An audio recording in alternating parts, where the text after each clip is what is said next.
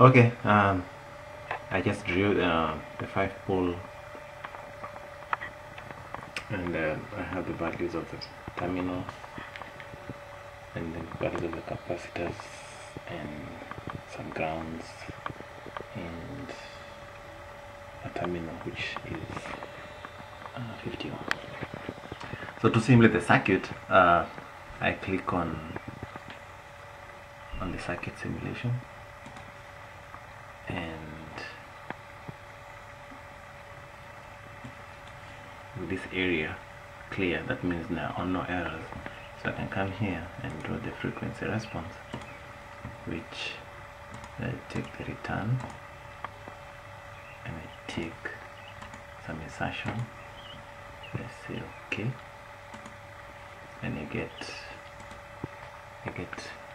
my frequency response, and I can zoom using this one, and I can come and highlight from top going to bottom, and I can get my response. I would like to get see the ripples on S1 too. I come and again click this one again, then from bottom going to the top, then I can zoom, and once again can click it again, and again from bottom going to the top, then I can see this one. You can see they're saying it's a 0.1 dB, so it's a 0.1 dB ripple. You can do something more. You can do an undo, go back to the original one, and you can put some markers. You can put a marker there, and you can have it there. If you want to increase or decrease, highlight the marker, use the arrow going up and down. You can even come here and put a line. You can highlight it, and again you can move it. As you move, you can see the values are changing. One more interesting thing you can do with this one, I will do this part 1. You can easily convert the circuit to like just one single block by using a data item, and that will help in cascading, or if you want to simulate circuits very fast. And to do that, you need to create some S2P files, and to do that you come to tools, and then once you do this one after you have run your circuit. So like now we run our circuit, so now you go to data file tool, and then it opens this dialog window, which this one you can minimize, and then you're left with this one, and then you click you highlight the right, and then your output file, you can say G and band big band 1, and then leave this one as touchstone, and then leave this as touchstone data file as S. Everything else leave that as default. Your data name, you can come here and scroll to your file, which I believe is towards the end. So you pick the file that you want, and you say write to file. If everything is successful, you're gonna see that. Then you can now close close everything. Do you want to save? Say no. Then here you can come and say file, new design. Then you can name it something. Let's say Wednesday. Not this Wednesday. And you can say okay.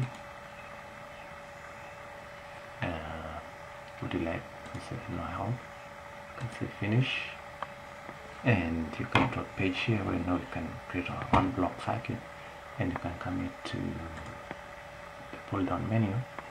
You can look for your data item, and you need a 2-port.